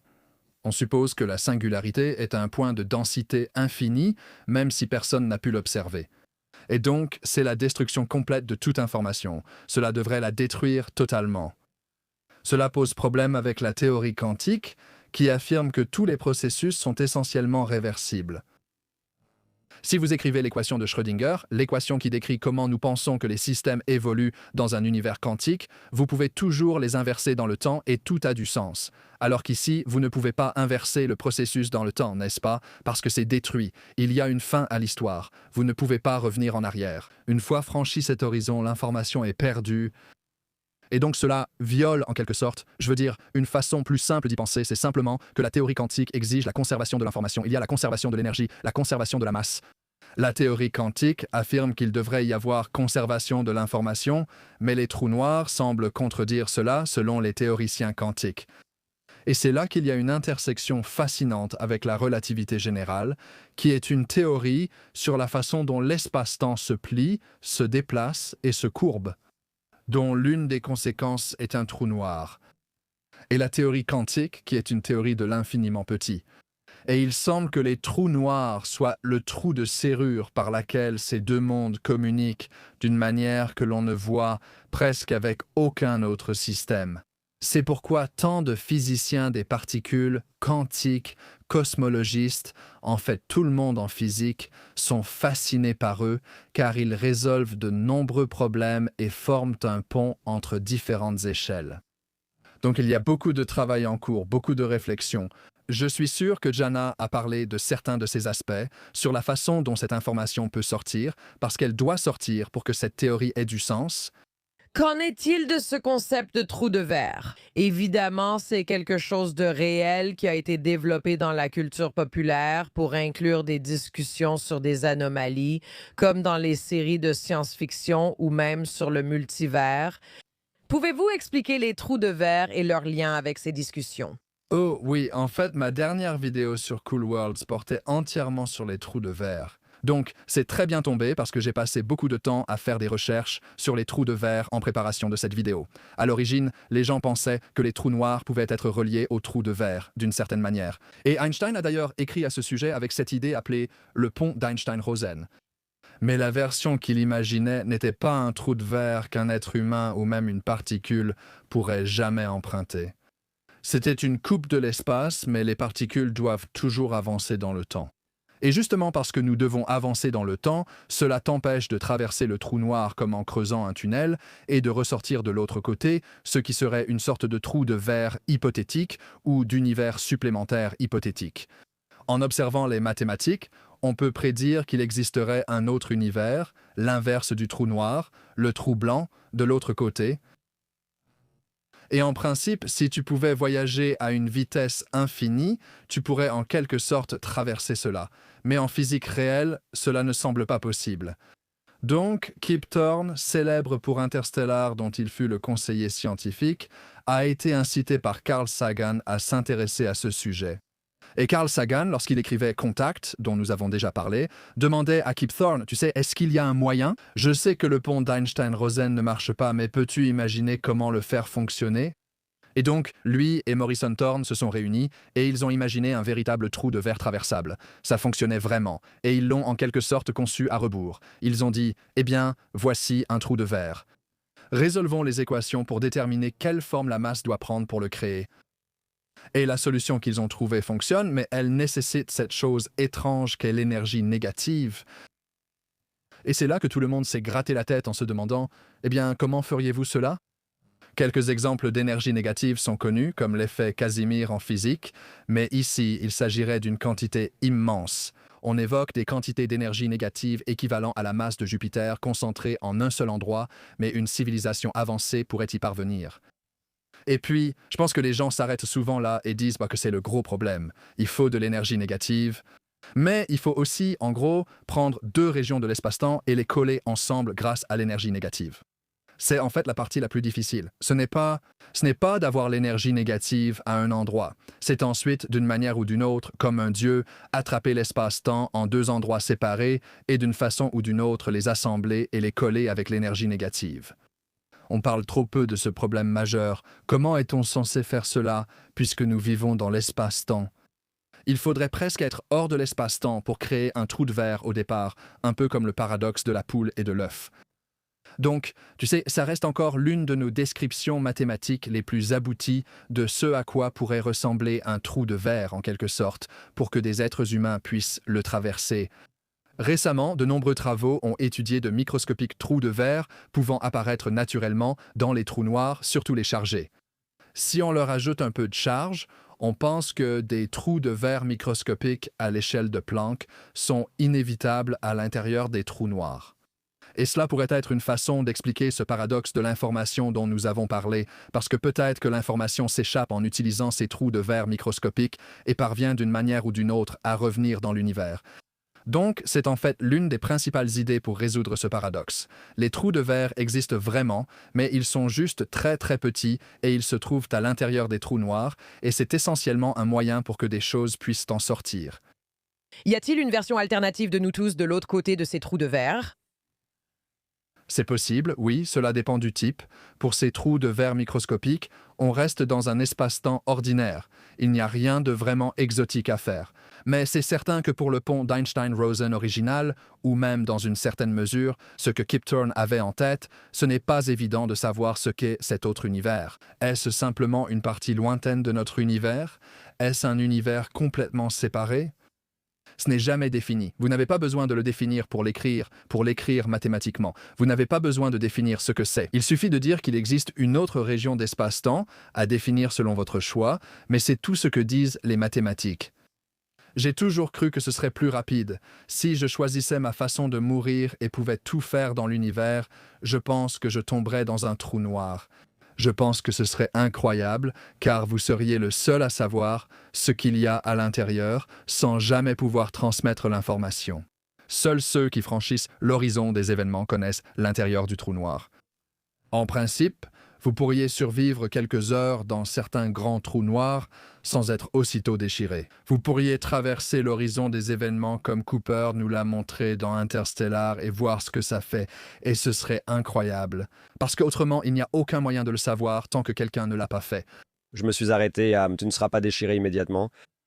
Oui, ça finira par arriver. Tu finiras par être déchiré. Si la spaghettification ne te dérange pas à un moment donné, peut-être que tu as une pilule de cyanure. Quand tu commences à te sentir étiré, tu te dis « c'est le moment, j'en ai assez vu ». La spaghettification est de notre nouveau sujet ici dans le podcast. Connais-tu le travail de Donald Hoffman et ses recherches? Qu'il existe un espace en dehors de l'espace-temps qui contrôle la simulation?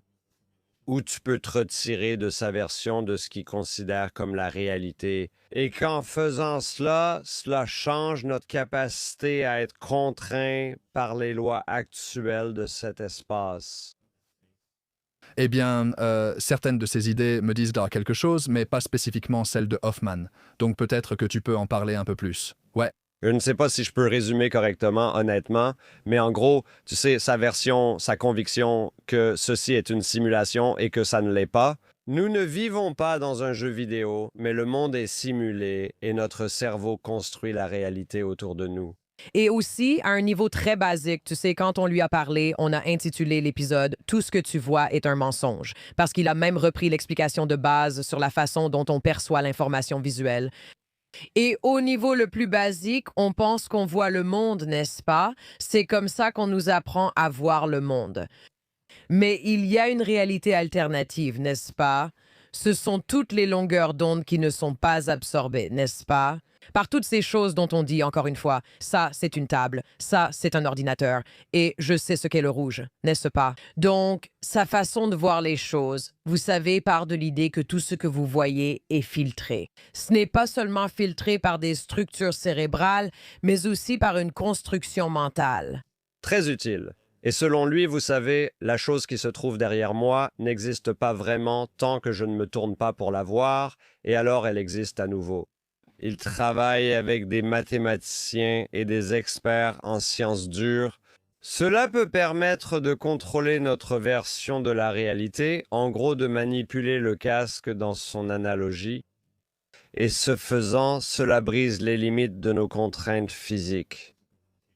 Et cela pourrait signifier, vous savez, se déplacer dans le monde au-delà des limites actuelles. Et cela pourrait aussi changer notre capacité à, vous savez, nous réparer physiquement et ainsi de suite. Mais j'étais simplement curieux de savoir s'il y a des éléments des mathématiques, des trous de verre qui semblent se recouper ici. Oui, et aussi le principe holographique, ça m'y fait penser. Donc oui, l'une des découvertes en étudiant les mathématiques des trous noirs, c'est qu'il est possible d'assimiler les trous de verre à l'intrication quantique dans certaines descriptions de l'univers. Cette chose qu'on appelle l'espace anti de Sitter. Si tu écris les équations de ce qui se passe dans l'espace anti de Sitter, tu peux essentiellement avoir l'intrication quantique sur la frontière de cet espace anti de Sitter qui ressemble à des trous de verre à l'intérieur. Mais les trous de verre ne sont que des hologrammes. Ils ne sont pas là, ce sont juste des projections de l'intrication quantique. Et donc tu peux en quelque sorte unifier ces deux idées apparemment disparates, qui semblent toutes deux permettre une communication instantanée, comme étant simplement des reflets de la même chose, juste différentes façons de les envisager. Le principe holographique suscite actuellement un grand intérêt en physique. En poussant cette idée, tous les objets en 3 dimensions seraient en fait des projections d'une surface en 2 dimensions dans l'univers. Et je trouve ça incroyable que cela semble fonctionner. Si tu prends l'univers observable, le volume de Hubble, et seulement sa surface, tu pourrais placer toutes les informations du volume en 3 dimensions sur cette surface, tout tiendrait exactement dessus. Ce qui semble être un argument vraiment convaincant en faveur de ce principe holographique, ce qui est évidemment très perturbant pour notre propre perception de qui nous sommes et de ce que nous voyons. Rien n'est vraiment là. Je me demande si tu pourrais parler d'une chose dont on a déjà un peu discuté, l'effet de la technologie grand public sur la science, notamment avec l'arrivée d'informations souvent anecdotiques. Cela a aussi introduit beaucoup de discussions autour, tu sais, de ce que le gouvernement sait à propos, disons, d'autres aspects de notre existence. Et je pense qu'une chose que nous voyons, qui change complètement la façon dont la science fonctionne, c'est l'IA. Et je me demande si tu peux parler un peu de certaines des choses passionnantes que l'IA fait et qui ont un impact sur la science, ainsi que de certains des risques que l'arrivée de l'IA fait peser sur la rigueur, la fiabilité et la cohérence scientifique. Oui, ça va à toute vitesse. Et donc, mes réflexions à ce sujet, comme beaucoup de gens, évoluent presque quotidiennement à mesure que nous voyons les capacités changer, les cas d'utilisation évoluer, et que les gens essaient différentes choses, font différentes erreurs et connaissent différents succès. Je dois dire que jusqu'à il y a environ un mois, personnellement, je n'utilisais pas vraiment l'IA. Je sais que tu as dit que tu ne l'utilises pas du tout. Je l'utilisais un peu avec ChatGPT, juste pour relire certaines choses, peut-être reformuler des phrases, des choses comme ça. Et puis, quand j'ai commencé à utiliser les versions plus orientées vers le codage, comme Claude Code par exemple, j'ai vraiment été impressionné. Parce que j'ai fait un podcast à ce sujet, un épisode solo où je suis allé à Princeton, et il ne faisait que chanter les louanges de ce outil de programmation, disant qu'il était meilleur codeur qu'eux. C'était des développeurs logiciels réputés, notamment pour des simulations en astrophysique et similaires. Donc, j'ai vraiment été surpris par ça. J'ai donc pensé que j'allais l'essayer moi-même. Et je dirais que ce n'est pas vraiment une question de savoir si c'est meilleur, mais simplement que c'est beaucoup plus rapide. Je veux dire, ça peut tout simplement faire le boulot. Vous avez l'idée et cela vous prendrait peut-être quelques jours pour la concrétiser. Il le fera en 1 heure ou 2, mais il fera des erreurs et ensuite vous passerez encore 1 heure ou 2 à corriger ces erreurs avec lui et à les identifier. Mais même dans ce cas, cela fait toujours 4 heures. C'est quand même une utilisation beaucoup plus efficace de votre temps que de passer 2 jours entiers à vous casser la tête pour essayer de faire fonctionner le truc. Donc c'est comme beaucoup d'outils, vous savez, comme quand Internet est arrivé, ou Wikipédia, ou quand Python a explosé. En ce qui concerne son utilisation parmi les scientifiques, c'est un outil qui nous facilite les tâches ingrates que l'on doit souvent accomplir en sciences pour arriver à la partie intéressante. Comme compléter votre bibliographie pour votre thèse, ce qui m'a presque fait abandonner l'idée d'obtenir un doctorat. Oui, c'est vraiment quelque chose de pénible. En fait, c'est un des cas où j'aurais des inquiétudes à utiliser l'IA parce que j'ai remarqué qu'elle invente souvent des références. Je ne sais pas ce qu'il en est avec les références. Je m'en fiche. Il fallait juste remplir ces 100 pages, vous voyez? Je peux y mettre quelque chose si tu veux juste du remplissage. De toute façon, vas-y. De toute façon, personne ne lit les références, donc ça n'a sans doute pas d'importance. Mais juste une remarque, j'ai une anecdote récente parce que j'étais à Denver pour une conférence sur les exoplanètes et un collègue m'a parlé et elle a dit à propos de l'IA que son étudiant avait rédigé une très belle première version d'un article avec de très belles figures, des explications claires et ils l'ont soumis à une revue et ont reçu le rapport du relecteur. L'étudiante n'a pas avoué tout de suite, mais après de longues recherches, on a découvert ce qu'elle avait fait. Elle avait soumis le rapport du relecteur et l'article dans ChatGPT ou un outil similaire, obtenant ainsi cette version de l'article. Tout ça, je veux dire, c'est exactement ce qu'il ne faut pas faire avec l'IA, selon moi. Il ne faut pas tout lui donner et simplement dire « résous ça ». Il faut décomposer le problème. Elle a eu un résultat nul. L'article était 2 fois plus long, les figures gâchées, sans aucun sens. Et le directeur de thèse a vraiment dû la pousser et lui demander « Quels outils as-tu utilisés pour faire ça ?» Et il a finalement réussi à lui faire avouer qu'elle avait littéralement copié-collé le truc et ruiné le projet. Et donc ils ont dû tout reprendre depuis le début et réparer ces dégâts. Donc j'entends les 2 cas de figure. Je pense que les personnes plus expérimentées, comme moi en tant que scientifique, savent comment conseiller les doctorants, savent comment conseiller les étudiants de premier cycle dans la recherche. Nous décomposons le problème en petits morceaux pour eux, puis nous les laissons faire. Nous testons et nous savons quel contrôle effectuer. Par exemple, nous connaissons ces calculs d'ordre de grandeur. Nous prenons une feuille de papier et nous vérifions. Est-ce que ça a du sens? Oui, c'est dans la bonne fourchette. Ça semble cohérent. Nous savons comment faire ces vérifications. Je pense que les nouveaux étudiants ne savent souvent pas comment décomposer les problèmes ainsi.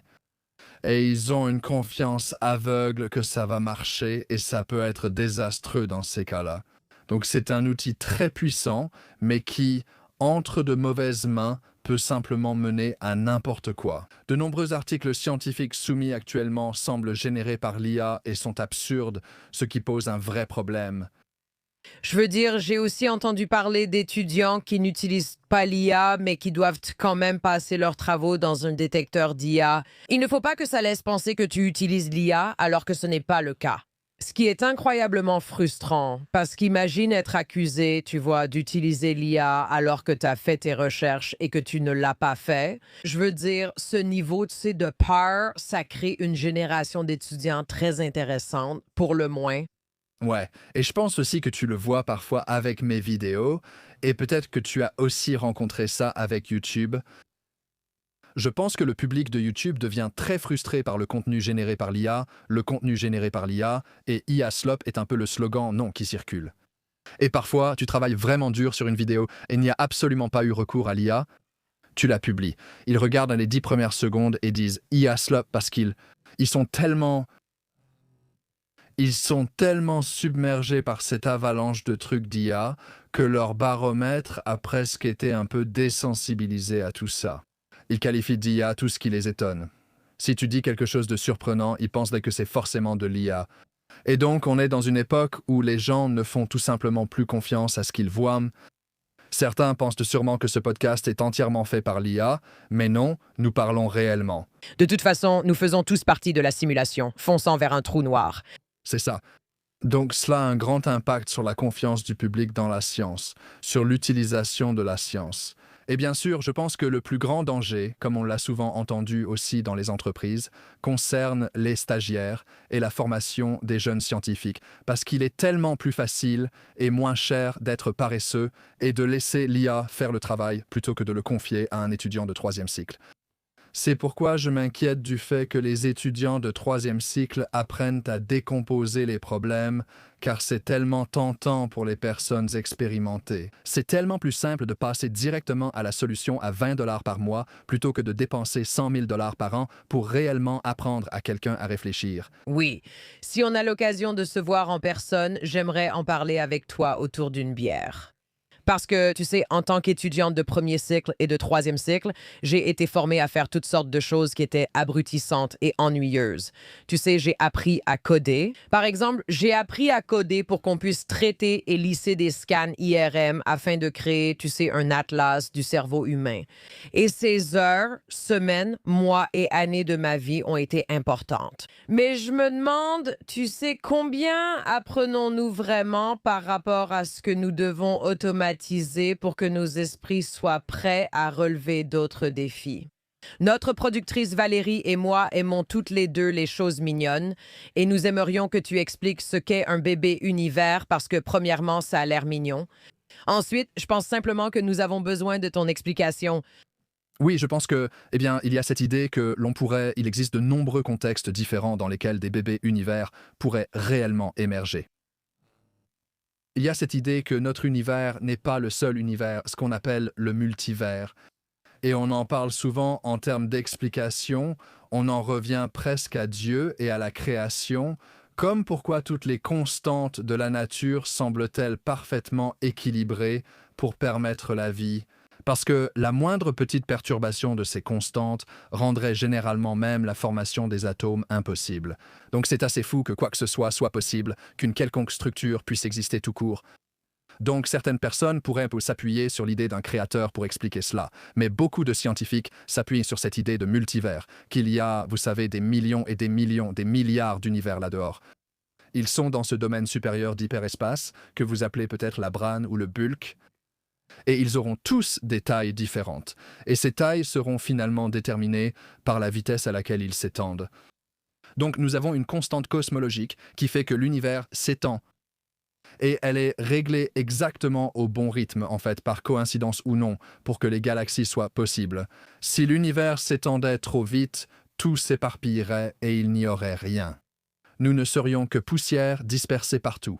Si la constante cosmologique était très faible, l'univers s'étendrait à peine avant de s'effondrer et de s'écraser. Dans ce cas, ce pourrait être un univers bébé, un minuscule univers qui apparaîtrait mais ne durerait pas longtemps et s'effondrerait sur lui-même. Et bien sûr, nous ne pourrions pas vivre dans ces univers bébés, car ils ne dureraient pas assez pour que des galaxies ou des humains apparaissent.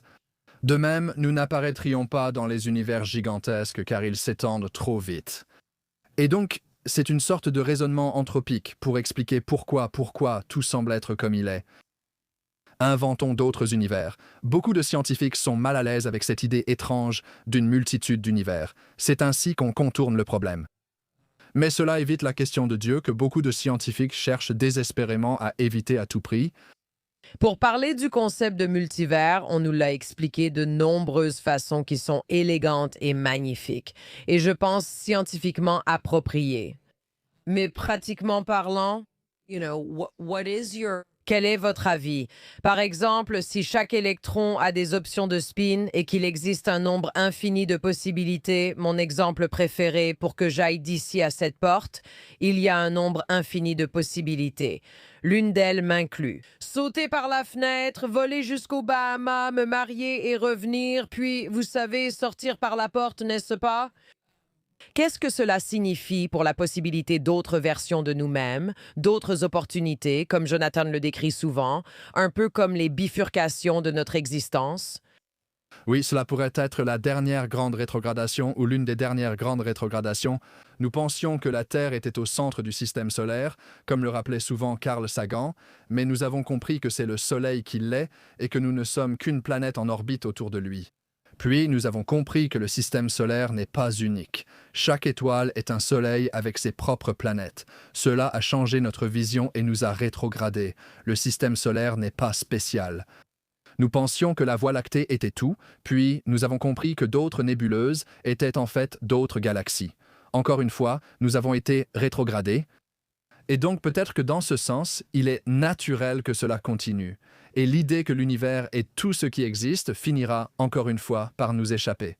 Même le sentiment d'identité personnelle, l'idée qu'il n'existe qu'une seule version de soi, devra aussi disparaître. Parce que si la science nous a appris quelque chose, c'est qu'à chaque fois que nous avons l'audace de croire qu'il y a quelque chose de spécial ou d'unique à notre sujet, elle finit par nous l'enlever. C'est en ce sens la machine ultime de l'humilité. Donc ce serait tout à fait cohérent avec l'histoire de toutes nos avancées en matière de compréhension.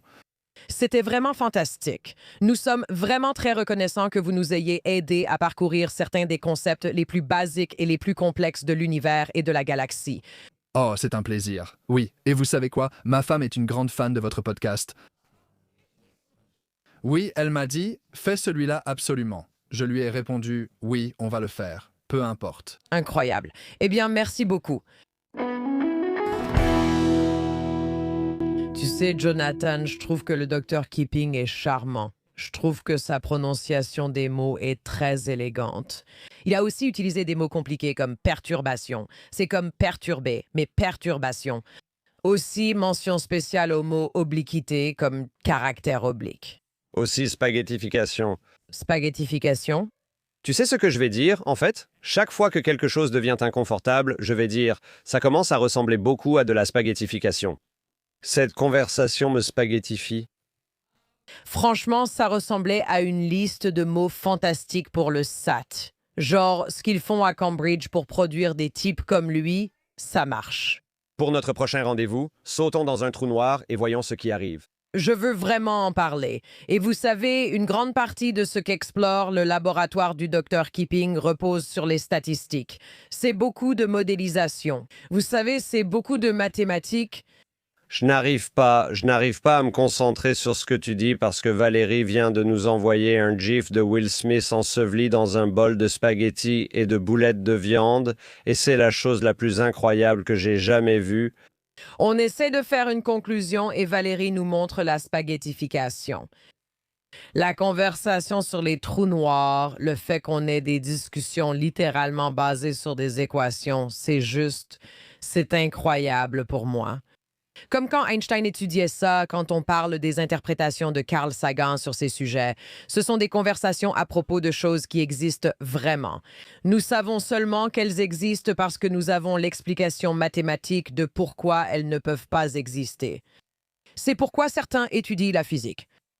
Je ne sais pas. Il y a quelque chose dans le fait d'essayer de comprendre certains témoignages directs. C'est comme... J'aimerais examiner l'analyse des engins que les pilotes ont vus et enregistrés, qui se déplacent d'une manière inexplicable. Je veux une analyse complète. Et oui, je veux la physique. Je veux comprendre les schémas de mouvement. Est-ce qu'il a examiné toutes ces informations? Et oui, il y a une quantité écrasante de données qui ont été publiées par le gouvernement. Et je comprends l'approche. Et en même temps, j'aimerais vraiment qu'il y ait plus de réconciliation. Il restait prudent, évidemment, il ne veut pas. Tu dois le faire, je comprends. Tu ne peux pas te contenter d'un témoignage direct. Je comprends ça.